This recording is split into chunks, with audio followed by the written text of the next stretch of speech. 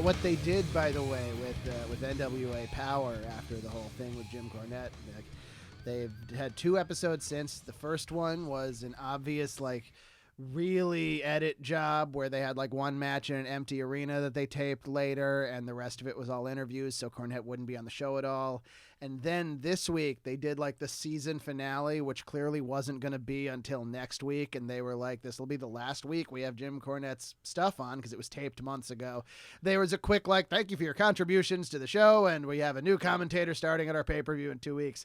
And then they also did interviews like the champion is like, so the guy who's getting the title shot is the number 1 contender in a match that isn't going to be televised. How come that match isn't going to be televised? And it's like, because they had to cut a bunch of stuff. But, you know, they put on what they absolutely had to, and now they can move forward. And I'm cool with that. You are listening to Contesting Wrestling Premium. Yes, thank you. Thank you for your support. We hope that you enjoy this. Today's episode is a companion to Main Feed Episode 8. That's right. And in that episode, we discussed the Ring of Honor Classic between Samoa Joe and Kenta Kobashi. And so for this premium episode, we thought we'd watch one classic Samoa Joe match and one classic Kenta Kobashi match. I couldn't convince you guys to watch the best of Billy Gunn, and I'm never going to forgive you. No. Though I actually have an idea about watching a Billy Gunn match for the next premium episode. Honestly, I think the best of Billy Gunn is that Battle Royal that was on Dynamite a few weeks ago. I mean, I think what we're just going to do is save our Billy Gunn career retrospective for the $10 tier when we finally unveil that. He's an ass, man. But I was serious. But anyway. So we decided to watch Samoa Joe versus Low Ki from Ring of Honor Glory by Honor, the first Glory by Honor that was in 2002. And then also the match between Kenta Kobashi and his protege Kenta, in all caps, from Pro Wrestling Noah, the Japanese promotion, that was on March 5th, 2006. I want to address up front the confusion with the names. Like Kenta is usually portrayed in all caps. Kenta Kobashi, of course, is Kenta Kobashi's real name. And you might ask, why doesn't Kenta just use his full name to differentiate? Well, Kenta's full name is Kenta Kobayashi. That would not make it wouldn't anything. really help. So we just have to be, when we're talking about this match, careful to identify exactly who we're talking about for anybody who isn't too familiar with the two Kentas. I think we'll just call Kobashi Kobashi. Yeah. Well, yeah. So if we refer to Kenta, we are referring to Kenta. Mononym Kenta. Yes. In all English caps, or all Arabic, not Arabic. Roman numerals. No, not numerals. No, sorry. It's Roman lettering or Roman Latin letters. alphabet. Yeah, Latin. Not any of the Japanese alphabets, which is the style a lot of the time. A lot of Japanese wrestlers use our alphabet. The referees count loudly in English. There's a lot of English going on in Japanese wrestling. If you listen to the Japanese announcers, they call most of the moves in English, including like moves that are body parts, like elbow.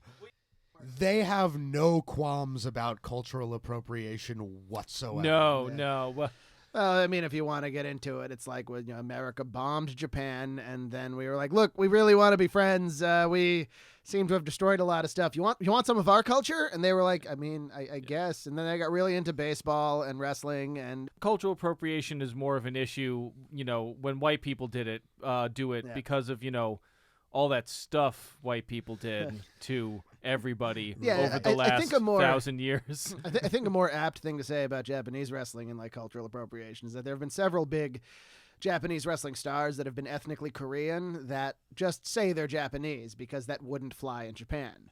And that's a whole other set of history that I'm not really going to get into. But like Riki Dozan was Korean. Antonio Inoki is part Korean, which is why he can travel to North Korea. And, it's very... Japan was an imperialist country. Oh, very much. Very True. much. Speaking of... Oh, no, wait. I'll talk about that in a minute. The Mongols failed to capture Japan. They did. One of the few things they failed to do. Yeah. You want to keep talking about this match? Yeah. No, yeah. we'll keep talking about the Mongols. Well, Yeah. they were a WWF tag team of the some renown. Mongols. They almost definitely. I mean, they definitely practiced a form of wrestling that to this day is very popular. Yes, that you know Jacob, who our friend Jacob, who we have mentioned before on this podcast, went to Mongolia and did some Mongolian wrestling training. Cool. Yeah. So this match, the Joe Low-Key match, I guess this is the first. I'm developing more of a refined sense of wrestling, I guess, because this was one of the first matches where I could tell that it was good and that it was not for me and that it was not my style. I could tell that it was being well executed. There were moments that were great. Low-Key especially, I feel like, does some really cool holds. Some really, really impressive, like the way that he would kind of wrap himself around Samoa Joe. Samoa Joe also was fantastic. As I have said before, I love seeing like a really graceful fat guy, like and he, not to reduce him to that, he obviously has more of a style. But I don't think Joe would see it as a reduction. It's the same kind of stuff he's gotten his entire career. First, you're impressed at him because a guy who looks like a body type like his can do this, and then you're just impressed by him. And I'd like to point out in this match, like, he isn't really that fat yet. Like, he's very young. He has like his dyed blonde hair. He's very SoCal at this point. This was his first like tours of the East Coast. This was his first Ring of Honor show. Like, they brought him in. Wow. The storyline was that the Low-Key was feuding with a group. I think they just called themselves the Group, right? No, it was the Prophecy. Oh, it was the Prophecy, right? Christopher Daniels and it doesn't matter. The point is Xavier. Low-Key was the first Ring of Honor champion, and he kind of carried the company for their first year of shows, basically. Then they had him lose the title to a guy named Xavier, who was extremely undeserving. So it's a big heel thing, and he was with this group, the Prophecy, who refused to obey the Code of Honor, refused to shake hands after their matches. They would cheat and all this stuff. And the whole gimmick with Ring of Honor was, as Gabe Sapolsky says on commentary, this ain't that sports entertainment crap. This is the sport of professional wrestling. This, and they really tried to sell it as kind of real as opposed to WWE. And so the rules really mattered. And the Code of Honor really mattered. So you got huge heel heat just for refusing to shake hands or just for cheating in small ways. So the Prophecy were the big heels. Xavier cheats to beat Low-Key. Is now, instead of the guy who is the standard bearer for real sports and for the sport of professional wrestling. It starts to get champion, pretty meta. Yeah. It becomes this, guy who just totally doesn't deserve it, who's a big cheater, whatever, being the champion. And it's not like Xavier sucked, but he was not the epitome of the Ring of Honor like wrestler. So the story is the Prophecy then brings in Joe to take out Low-Key so he can't get back at Xavier and win the title back. And what ends up happening is after this match, Joe respects Low-Key for giving him this great match and turns on the Prophecy. And Joe is the one to beat Xavier for the title. And he becomes the standard bearer for the real sport of professional wrestling. And so this is billed as a match without honor. Yeah. Fight without honor. What exactly does that mean? So in Ring of Honor, they would use that to determine matches that would have a specific personal grudge. Instead of like the sport of wrestling where we're fighting to see who's the best to win the title, this was a fight between guys that wanted a fight. So the rules code of honor. Right. The rules were heavily relaxed. And they can just go at it without it being so structured. And then the fans wouldn't get angry at you if you cheated a little. They would get they would accept that this would be the more hardcore. It was more of a stylistic framing than it was a set of rules. So that makes a lot of sense because this really, what bothered me about this match was that it was a little too real for me.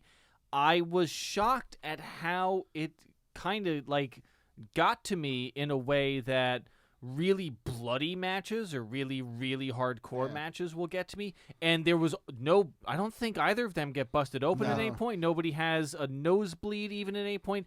But it was still like, just the sheer amount of like slaps and chops and punches and the direct strikes, and they seem really angry with each other. And this was really where, obviously they're in wrestling, they're supposed to act like they are angry at each other because that's kind of the whole point. But like this, I don't know, this actually felt like a fight. I think you could show this to someone and and convince them that it was real. Yeah. I agree. Like, it didn't really, even like the few times that Loki busts out a hold, really great pacing, because I feel like he chose excellent times to get into those holds. Those holds are visually very different, very impressive to see him wrap himself around Joe like that. A lot of it really looks like MMA. Oh, yeah, I guess. Yeah. And I guess this is sort of the very early days of MMA. So wrestling was it's a few years in. By now, people who had been wrestling fans had seen enough MMA to know what a fight really looks like. So these two were going to have a wrestling match that looked like a fight really looks like. It worked great. Joe kicking out at one a bunch added to the realism. I didn't like the commentary on this match at all. They were like, kicking out at one, that's disrespectful. Like, what, are you going to keep laying there? Like, no, he's conscious. He got his shoulder off the mat. Shut up. They usually try to sell the fact that it's always two as well. If you stay down for two, you have a second to catch your breath before you kick out. This is also a really good example of using, they have no budget here. And, as far as I can tell, there's maybe 2 cameras, but it's shot really well in a very minimalist way, where the camera just gets up close on them, and like you see like these like close-up shots of their face, and instead of cutting back and forth between the 2 cameras they'll just stay in the one shot for these long periods of time. That I found that to be very effective. This was a really like stripped down. It was like the Dogma 95 of wrestling, if you know what that is. That was like this film. Lars von Trier is a Dogma 95 director. I don't know if his movie's still. It was like a set of rules that a bunch of filmmakers came up with in the 90s that was like, okay, like, our movies can have there's what was it? They have to be about like real subjects, like nothing fantastical. It has to be all natural lighting. It has to be handheld. It has to be as little editing as humanly possible. Just to get away from the trappings of the 80s. Exactly. And like famously, if I could compare this, I don't know if you'll like this comparison. Apparently when Korn was recording their first album, they just had a big sign on the wall in the studio that said, no slides, no squeals, no solos. And there's the sound that they came up with, because they wanted to escape the trappings of, whiny noodling of the 80s. It's like no third notes in your riffs. Yeah. Everything dun dun dun. No dun, tone dun. quality. Yeah. Pretty much. Just grind it. You meant a third note. You didn't mean like thirds. Both of those things work. Both of those, yeah. It's like my Dysrhythmia shirt that says no vocals, no breakdowns, no dancing, no fun. Right. Which is a response to the hardcore that they were escaping. And this is very much like that, where they're not only escaping the super produced WWE stuff, but they're also escaping the sort of like garbage wrestling, as we talked about in the regular episode, literal garbage wrestling that ECW and a lot of the indies that were imitating ECW had devolved into. Yeah, a lot of the indies when Ring of Honor came up were trying to be the next ECW, not reading that kind of extreme stuff was going to fizzle out pretty soon, because it was already starting to reach its logical conclusion. Not that there wasn't still an audience for like bloody hardcore, isn't. In fact, it's having a bit of a resurgence today. But trying to do the thing that was that the really cool thing was 8 or 9 years ago doesn't work. And you see right there on the ROH flag, right under the logo, it says, "We don't imitate, we innovate." And they were putting that forward directly as they were in contrast to all the other indies at the time. During the regular episode, Evan, asked whether Samoa Joe was trying to wrestle more of the traditional Japanese style with Kenta Kobashi, and he definitely was. And I sort of played it down because I wanted to talk about American strong style and whatever. But this is really a great example of the American strong style. with the MMA influence. You know, I guess, you know, there wasn't any high flying or like any dives, anything like that. Just hard strikes, and grappling. Yeah, they didn't do anything fantastical. I really like the finish where like Joe fires up and then takes one more shot and then just collapses because he was out of it. Yeah, and it's like it's not even a big shot. It's not even like a distinct hit. Like Loki just hits him and hits him and hits him, and then it's just kind of like a forearm to the head, but he's already going down by then. If you've seen any boxing matches, you know it's not necessarily the most spectacular punch that knocks somebody out. It's the one that just lands right. Or after several of them, it's like this is just the last one the guy can take. And it's really it's weird to think about the fact that a lot of the other matches that I have enjoyed are clearly the wrestlers are clearly in pain in those as well. The wrestlers are in a lot of matches are clearly, you know, pushing themselves really far to the limit. I don't know. I guess there is something about the combination of the minimalism and the way that they were really communicating anger or something. But I was really wondering about why does this feel a step too far for me? It comes across more like a pit fight. It does. Like it's Loki is also a scary motherfucker. Yeah, like, he looks. His physicality is very intimidating. Yeah, Doc, I think you put it, he looks like a Mortal Kombat character. Yeah, and he definitely tried to portray that. He's a big fan of that. He trained at a place called the Doghouse that doesn't exist anymore. I think there might be a version of the Doghouse around, but it's not the same. Yeah. He trained close to where he lived in Brooklyn. I believe it was Homicide. In Bed-Stuy with Homicide and Dan Moff and Monster Mac and Matt Stryker. He was their like white guy, and he still is. Like if you see pictures of all of them together, he sticks out. So he's so bright. And these were a bunch of guys who they didn't have any really experienced trainers. They taught themselves watching Japanese tapes and beating the shit out of each other. Yeah, they would train after midnight in a bodega, the back of a bodega. They put a wrestling ring in. Really hardcore stuff. They had Grim Reaper too. Grim Reaper. He was their other white guy. They had a few other guys. But yeah, it was a real scene that they put together, and a bunch of the guys from that scene, like they created a unique brand of wrestling amongst them, and it dispersed throughout the indies and made it all the way to the top. And I'll say, there weren't a lot of people of color in wrestling at all. At the time, and especially in the New York area, which you'd think is weird given the actual makeup of the city. And they really made that a thing. And it's so cool that that they come out with this style that they developed themselves, basically. That is something that is really, and I guess it is very like austere old New York kind of thing, especially like the fact that it's, this show, I think there's 12 people at this show. It seems like it's in a high school gym. It is at the Murphy Rec Center in South Philly. I think it held 200 people. This was in the first year of Ring of Honor. It was definitely... They weren't making money, but if they were making money, it was off of tape sales post-show. I remember I used to have this sort of conception of... I knew that there was... Before I knew anything about wrestling, like, I knew that there was the WWE, and then I guess in my head, the other kind of wrestling was backyard wrestling, right? That was the other thing that I was aware of. That's fair.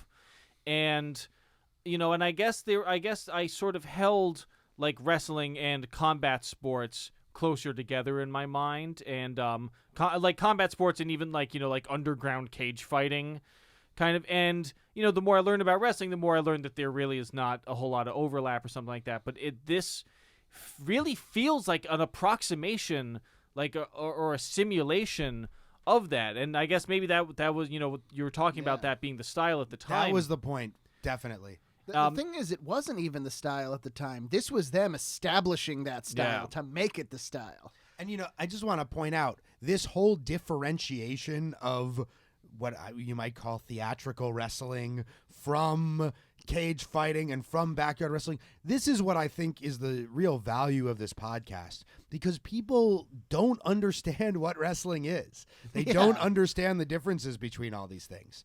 And they're crucial differences. I heard of a guy, he was like a high school teacher, and he was doing wrestling shows on the weekends, and he ended up getting fired because some parents saw him on YouTube and were like, this teacher is in an underground fight club.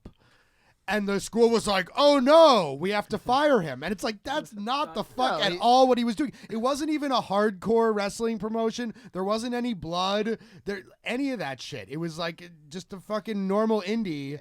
It happens in a high school gymnasium or a VFW or center, like your local baseball team league, populated by teams put together by local businesses, will play at a local field in front of 20 people because they want to do something with their Sundays that's active. So all the players pay for uniforms and bats and they play some baseball. It's the same kind of thing for guys who have jobs and then do this on the weekends. And all of that is true. However, if I had a friend and I was like, hey man, do you want to hang out later? And he was like, oh, I can't. And I was like, oh, why? What are you doing? And he was like, oh, well, later after midnight, I'm going to go to this bodega near my house, and me and some guys are going to beat the ever-loving shit out of each other in the back after very carefully scrutinizing some tapes of Japanese guys beating the shit out of each other that we had to, like, import.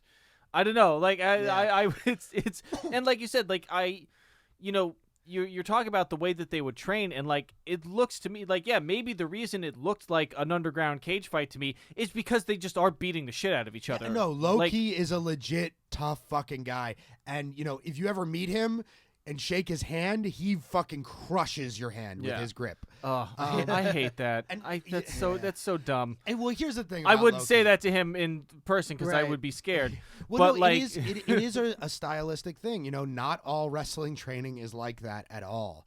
And they chose to do it that way, and it probably has a lot to do with the kinds of guys that they were to begin with. And Loki has always kind of taken himself too seriously in that regard. And it's been to the detriment of his career in a lot of ways, where he's been so protective of his character, where he doesn't want to lose a lot. And so his business with a promotion will come to an end really before it should, because they're like, all right, we want you to lose to this guy. And he's like, fuck no. Do you feel like he is in some ways a frustrated MMA guy? Like that was that was a role? Well, so for the longest time, I thought the main thing was he was being protective of his position in Japan, where they care a lot more about wins and losses. At the end of this match, he and Loki raise a 0-1 banner, which was the Japanese promotion that they both wrestled for at the time. And that's what I always thought. And he did work his way slowly up the card in New Japan Pro Wrestling. Loki did. Yeah. While, refusing to do jobs anywhere else for the most part. But then when he was really at the apex of his time in New Japan Wrestling, he even cut ties with them over a disagreement that, so like they were doing a show in Fukushima and he didn't want to go there because of like the radiation and shit, I think is the story. They probably weren't doing it at the fucking power plant. No, and I think as our friend Charles, who just went there recently, like if you approach from the south, you go through the radiation plume and you can't do that. They won't let you do that. But as long as you approach from the north, like it's fine. Yeah. The radiation levels are like way less than if you get like an MRI or some shit. So I really don't can't pretend to understand Loki's psychology in the business. At the same time, at a recent House of Glory show, he had a match with this guy, Leroy Green, whose whole gimmick is that he plays Nintendo Switch while he wrestles.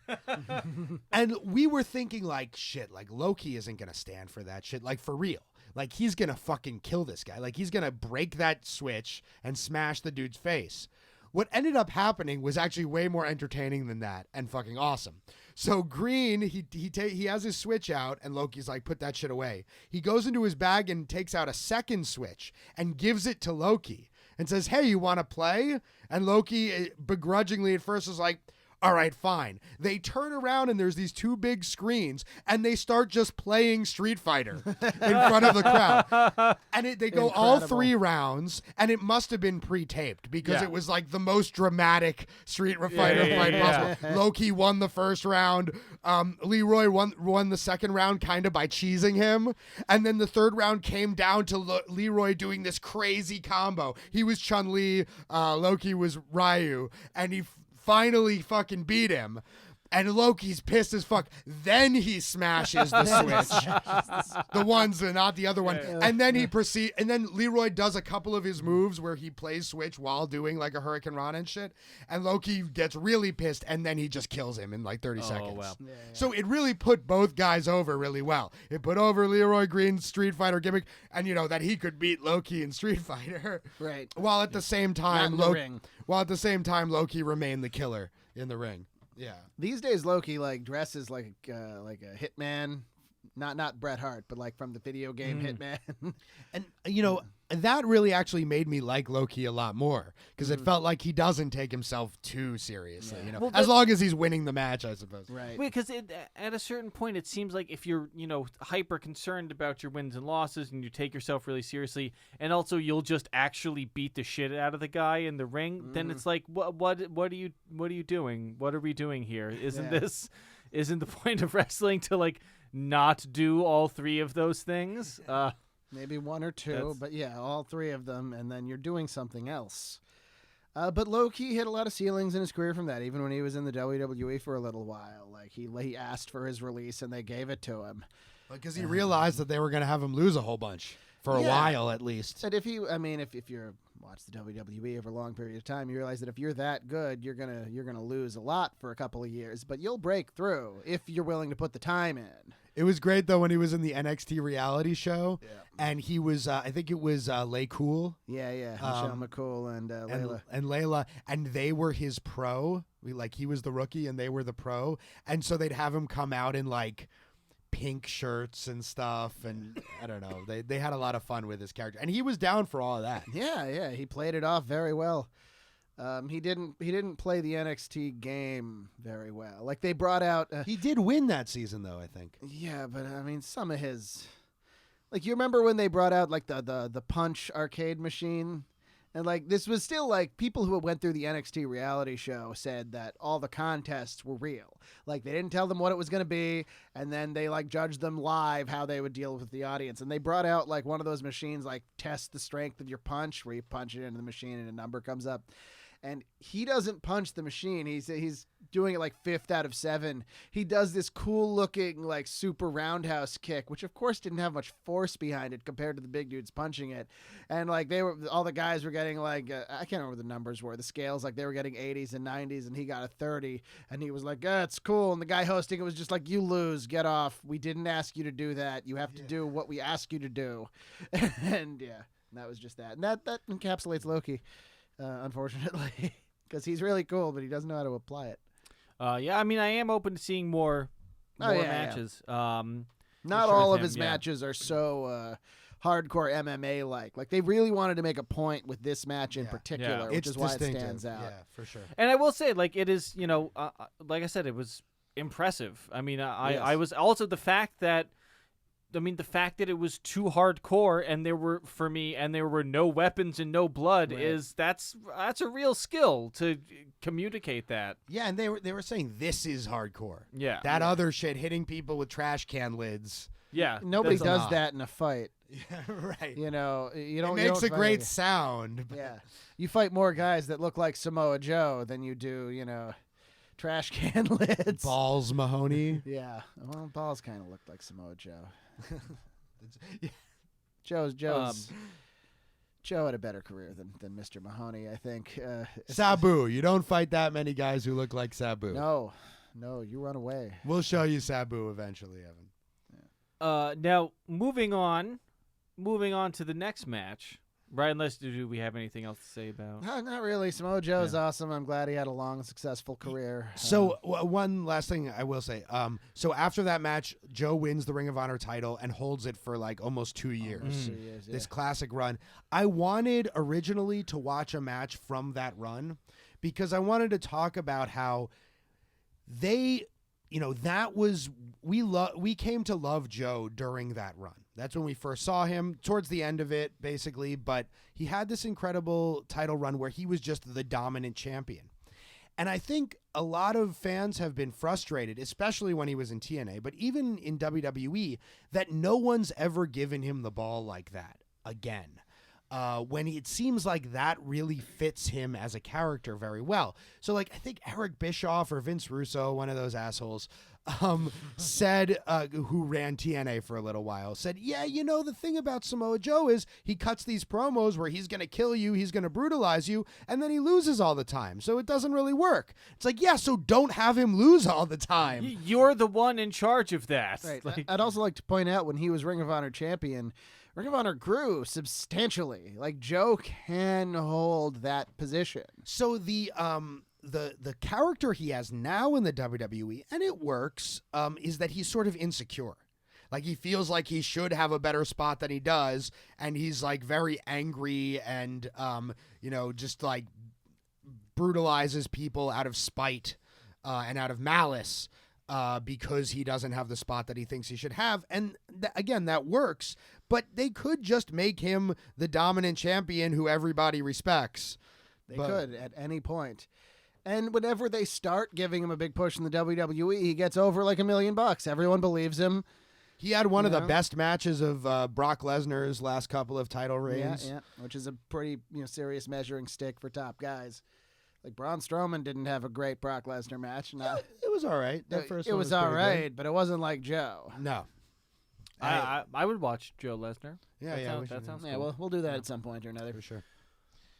Yeah, we can move on now. We watched another match. We watched Kenta Kobashi versus Kenta from Pro Wrestling Noah in 2006. It was towards the end of Kenta Kobashi's career. He was very firmly entrenched as a longtime Japanese Superman at this point. So is Kobashi? He looks like he's a little older at this point. At that point, he's winding down, whereas Kenta is winding up. Well, so. Did they have a relationship outside of this? Because there is I don't know if it's just because of the way that Japanese wrestling plays with the taboos around respect and the way that they respect each other, but there is a real father-son, master-student, the rebellious youth against the authoritarian elder. That is 100% real, all the way down. He is his protege. Kenta is Kobashi's student, all the way. And on top of that, Kenta's character was very much the cocky young guy who hadn't been put down yet, enough. The for impetuous his station. upstart. Yeah. And it reflects in his offense a lot of flippant kicks to the head. Also, a lot of brutal kicks to the head, but a lot of moves that would be considered insulting. It's amazing how much better they portray that stuff physically in Japan a lot of the time. Because you're getting it just watching it without being told anything. Just you see it, you're like, oh, is this the deal? Yeah, that's totally the deal. What's interesting about this particular version of it is Kenta is kind of the heel, right? Even though he's the sort of underdog upstart, the crowd respects Kobashi. And they don't like that Kenta is disrespecting him. It's not an American crowd where we somehow have to root for the underdog, and the underdog has to always win. The Japanese culture, in wrestling fandom and in other things, it's very much we've loved Kenta Kobashi for years and we respect him, and very few people beat him. Why does this guy think he can beat Kobashi? We think Kenta is a great young talent and all, but this is outside. He's a junior heavyweight. He's not going to beat big old Kobashi here. And the way in which he is disrespectful to Kobashi, it doesn't feel like a I'm new and I'm better at this and I'm gonna unseat you, old man. It really feels fuck you, Dad. You're not gonna fucking tell me that I can't stomp on your head. It is much more impetuous and shitty. Yeah, but he takes a lot of the match, too. He does a lot of the offense. Kobashi sells in his face so beautifully. He's always Kobashi sells like he's stumbling. If he can get on his feet proper and throw one good blow, he can be in control. But if you keep him off balance and keep him in the corner, he just can't catch you with his forearms and stuff. And Kenta is such a badass that you actually believe him dominating much of the match against this guy who's twice his size, basically. And he's the aggressor. He's taking it to Kobashi the whole time. It wasn't the first move in the match. He just runs up to Kobashi and kicks him in the face. Oh yeah. Well, after like telling him to relax a little bit, like Kobashi backs him up to the corner or whatever, and he's like, "Hey, relax, old man. Like, take it easy. I'm gonna kick you in the face."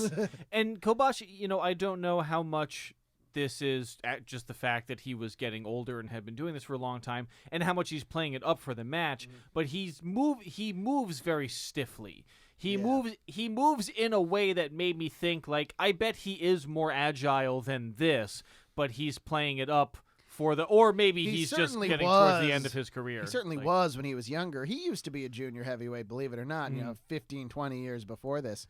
Well, put it this way, this is about 8 months after the Samoa Joe match.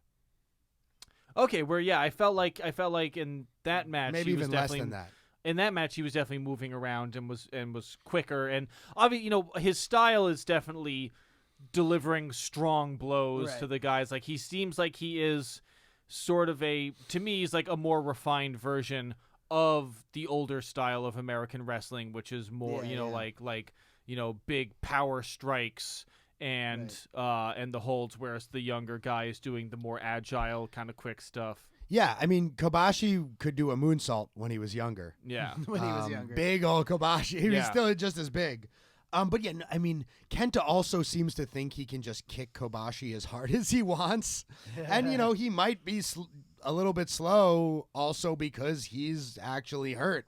And I'm sure his joints don't move very well at all at that point. Was this before or after his cancer diagnosis? That's a good question. I think this was I think I could be wrong. I think this was just before. Yeah. He ended up being okay. But he had to take some time off and get treatment. And then he had a last little run and then just retired. It's like, I'm done. And he's been retired ever since, probably for the best. His selling is so good, of his arm. So Kenta spends a lot of time kicking him in the arm, and he really sells it that his arm is dead and he can't do anything with it. Mm-hmm. And he really just facially he communicates a serious gravitas, and he really he plays. Once again, I don't know how much of it is his character, how much of it is him, how much of it he's doing for this match. But he plays like the grizzled elder so well in this, and really, and the times when he sort of is getting beaten down, and he seems almost like indignant, like, I can't believe that this fucking kid thinks he's gonna beat me, and then when he hits Kenta, and once again he's doing these strikes, these chops that are not necessarily that impressive in and of themselves, but the way that he sells it and the way that Kenta sells it, it's really powerful. Right. Did you get what I mentioned with the Joe Kobashi match, that Kobashi's chops sound different from everybody else's? I guess I still need to get a wider sample set of chops. He did. It's a lot of chops. I still am it's a martial arts thing. Yeah. No, I can see. He builds up to the machine gun chops. Yeah, in the corner. Right? Fucking awesome. That was a little. When that happened, I had a moment of, this is too ridiculous. Maybe no, I'm in. No, this is good. The close-up of just Kenta's chest getting slapped over and over again. I mean, he puts a lot into each one of those chops. Oh, sure. He's not just going blah, blah, blah, blah, blah. And I guess I can see, those chops are to what you learn in traditional Japanese martial arts as the ridiculous head strikes that American wrestlers do to each other are to the actual punches that you learn how to throw in boxing. Yeah, I mean, punches in wrestling or strikes in wrestling, I think, are very important in establishing rhythm. Mm-hmm. It's like punch, punch, punch, take a bump, then a big move, then a big, they establish the rhythm, and I'd much rather they do chops and forearms and kicks, which are just way less fake than the punches. Well, that's there seems to be a spectrum when it comes to wrestling strikes.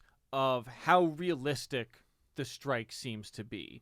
On like one hand, I just think of, I don't know, like every time there's sort of like the period where like they need to buy some time, like to get into a better position and just do these like this weird, like your fist is like curved into your arm. You're like punching somebody with a bent wrist. I don't know. It just looks terrible. There are better and worse ones, but yeah. But then I also, I think of like the stuff like this with the chops, which are maybe still very theatrical and still like, clearly not something you would necessarily do in a real fight, but also are effective in communicating what they do. And then I think of like the Ronda Rousey match that we watched where she's just throwing MMA style punches that look really convincing. The other thing with the chops is sometimes the two Japanese guys or the Americans do it now too. They'll stand up and they'll be like, all right, chop me. Yeah. That's all you got? Well, here's what I got. Oh, so you're going to take it to that level. All right, well, now I'll give you a real one. And they go back and forth in this, like, test of toughness. Something you see in American hardcore sometimes is, like, I can't remember what they call it, but, like, they'll set up two chairs facing each other in the ring, and both guys will just sit down and start slugging each other in the face. But like punches are a little controversial in wrestling. Like in a lot of wrestling, straight punch to the face is illegal, although nobody ever gets disqualified for it, and it doesn't seem to be illegal anymore. But the other thing is like if you punch somebody in the face 5 or 6 times and they're not bleeding, your punches are weak. So that's why you should do different strikes. It seems like a real conundrum because if you're trying to give even the vaguest impression that you're having a real fight, then obviously at one point you're going to try to strike the other person in the head because that tends to be what happens in real fights. But then you've got the problem of if you for real punch somebody in the face, nobody appreciates that. No, that's no good. That's not something anybody wants to do.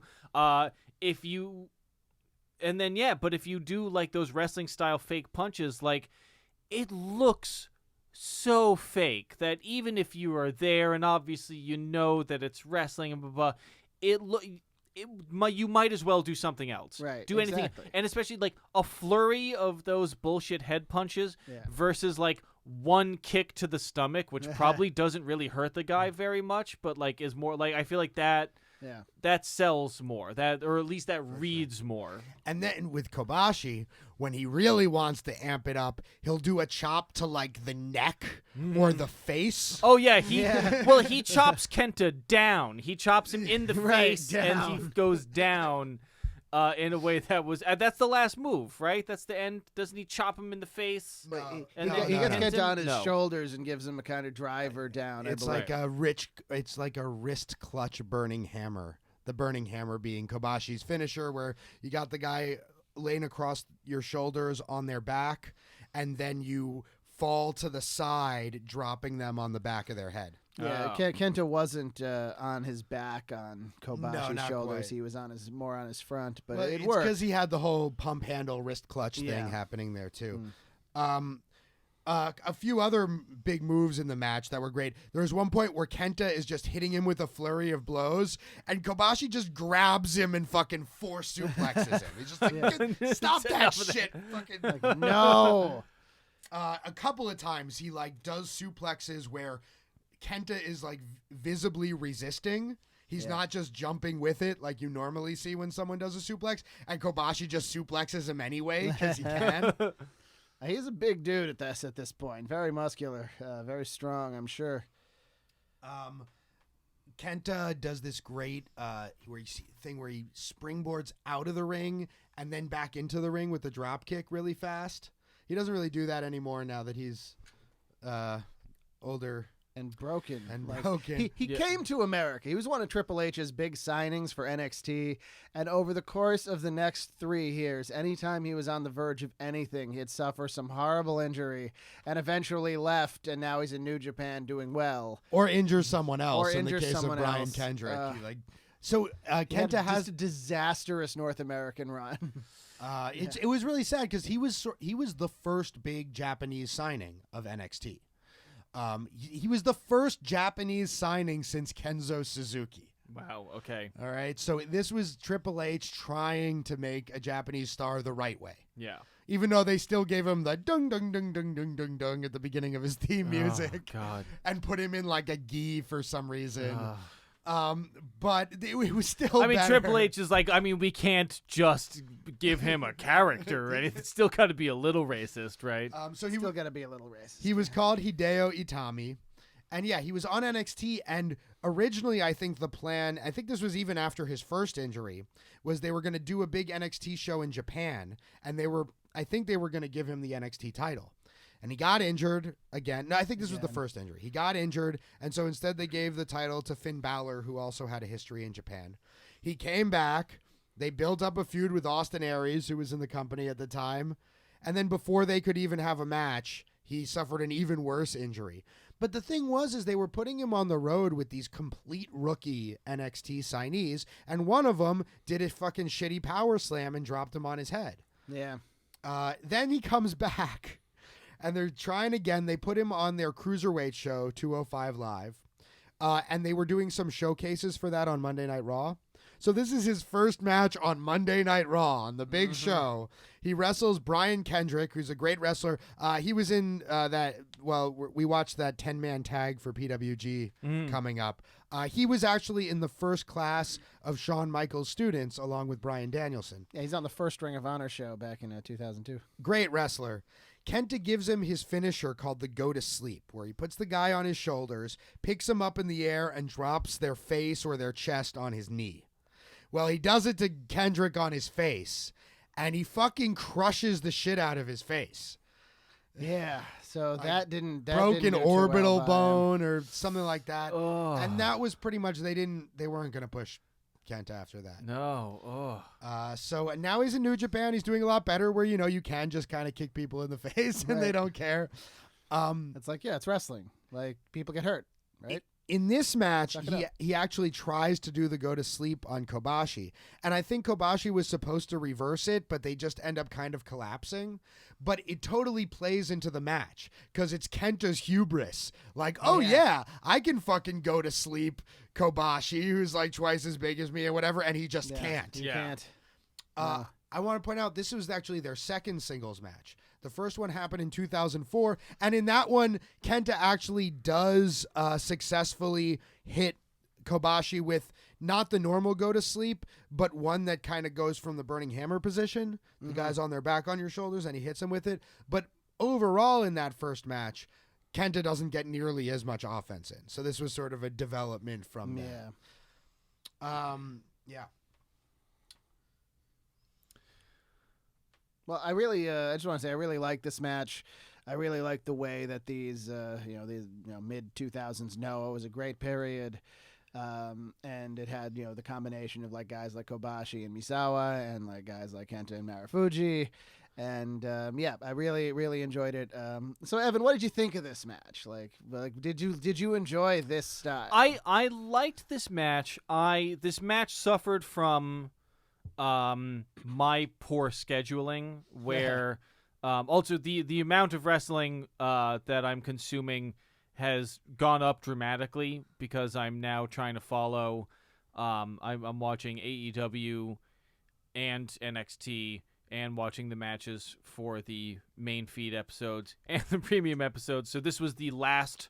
And you're editing all of them too. And I'm editing all of the. I hear our voices in my head as I try to sleep, as I'm just walking around. I'm living inside a nightmare where I get to hear my own stuttering haunting me throughout my life. It's great. It's good stuff. I'm so glad that we did this. I did really like this match. I was not paying as close attention just because I was a little fried by the time I got to this. But I'm always, this was the first. No, this was aside from the New Japan episodes we did. This is one of the only This is your Japanese. Second legit Japanese match. Second legit Japanese match. The style is interesting. The style, it seems like when Japanese wrestling hits, it's all of the good stuff and none of the bad stuff, right? It seems like it's like the right combination of it's got a lot of variety, They're doing really interesting sort of like when there's not as many high flying spots, but when they do them, they're really well executed. There was that Hurricane Rana from The Apron talking about Kobashi's mobility. He took it to the fucking floor. That was crazy. But they did one properly placed. Yeah. It wasn't like boom, boom, boom the whole match.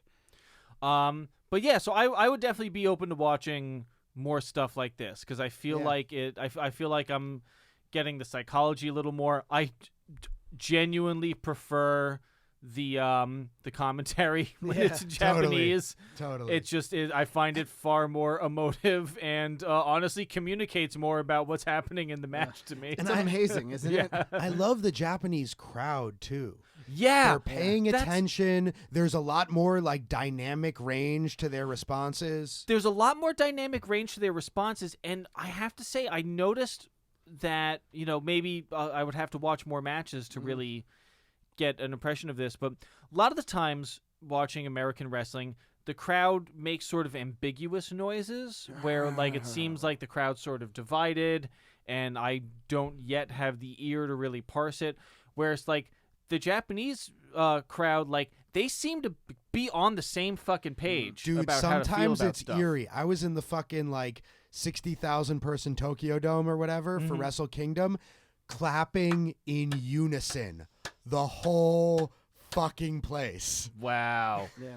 That's wild. Like that's the thing. It's like they seem they're much more reactive, and the way that they are responding, like it's like it's choreographed almost. Like, or they seem. I guess what's happening is that the bookers just understand their crowd that well, where they know what to do to get the right reactions. Some of the time, at least. I mean, again, we're showing you some of the best of the best at this point. Sure. There's also a lot more women in the crowd yelling things like "Kenta!" There's a lot of screaming for the male wrestlers. But as far as getting the crowd, I wanted to point out, so guys like Kenta and Marufuji and some of the smaller like junior heavyweight wrestlers at this point were getting a lot of traction. Pro Wrestling Noah was great at this time. Their relationship with Ring of Honor was really helping both companies. After Kobashi went to Ring of Honor, Kenta and Marufuji went and had great matches with Loki and Bryan Danielson and Nigel McGuinness and people like that.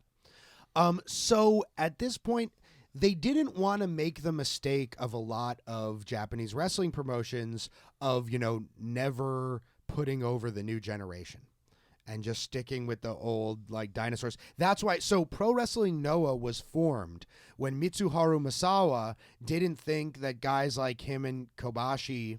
Well, you know what? I don't know exactly what the reasoning was, but they left All Japan Wrestling. It's called Pro Wrestling Noah, like Noah's Ark.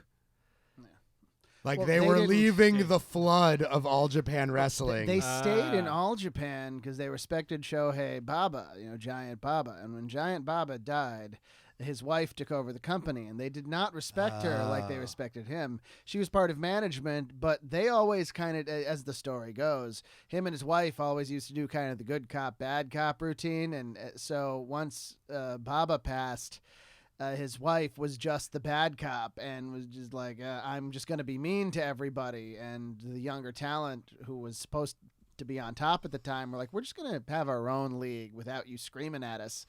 You're not the wrestling legend. Your husband was. Gotcha. Makoto Baba. So was her name. Misawa and Kobashi and a bunch of other guys, they came over to, they started their own company, Pro Wrestling Noah. They were the top guys. Then the new hot stars were these junior heavyweights like Kenta and Marufuji.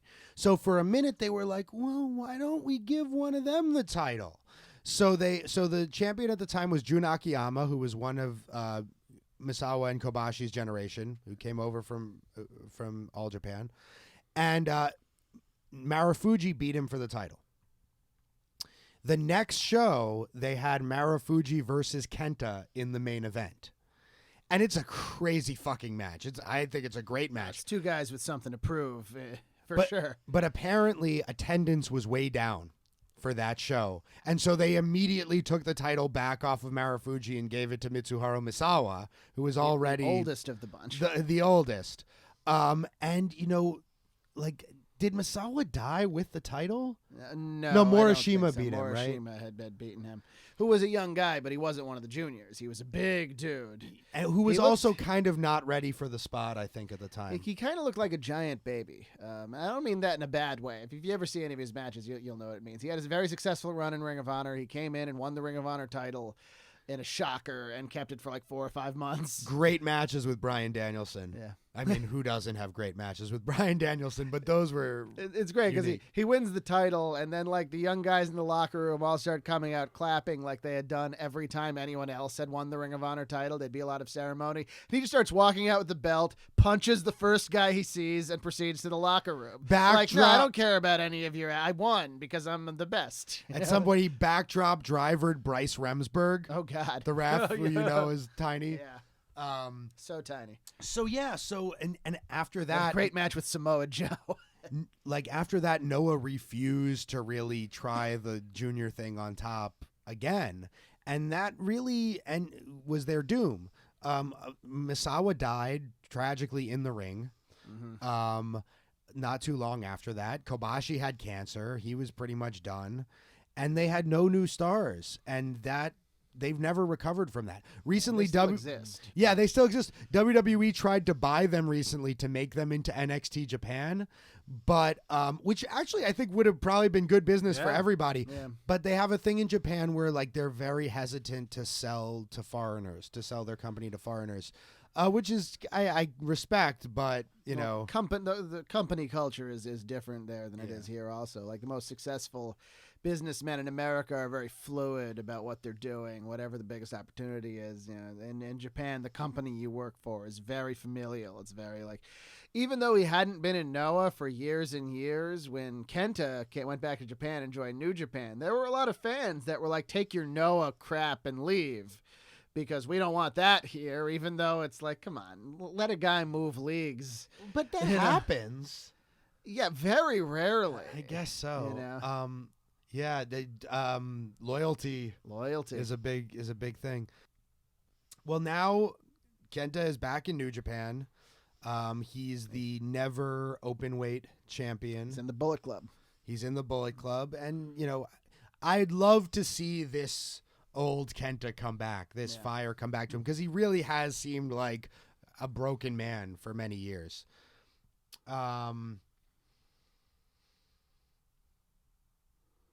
That's pretty much all I got. I really enjoyed I enjoyed that match. I enjoyed Joe low-key. It was very different at the time. It's still very different. They don't really wrestle like that much, and that's probably a good thing, to have something like that be unique.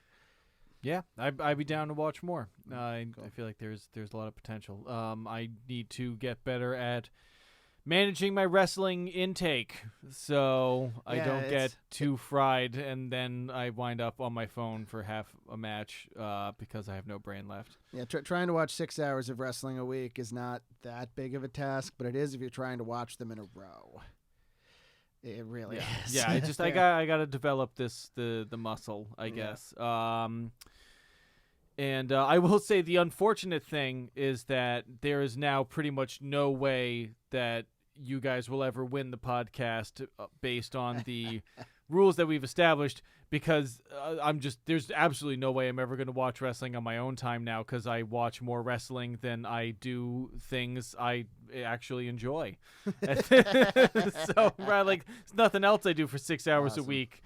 And then, there's probably a few things, but anyway, masturbate. And then that's too much of that at this point in my life. I'm getting old. It's very draining. This has been Contesting Wrestling Premium. Thank you so much for everything. Tweet at us at ContestingW if you feel like there's anything wrong with what we've said or anything you enjoy. Identify yourself as one of our patrons. So we will actually respect your opinion, as opposed to those plebes out there tweeting at us who don't give us money every month. Who needs those guys? You guys are the best. Thank you so much. Peace. Peace.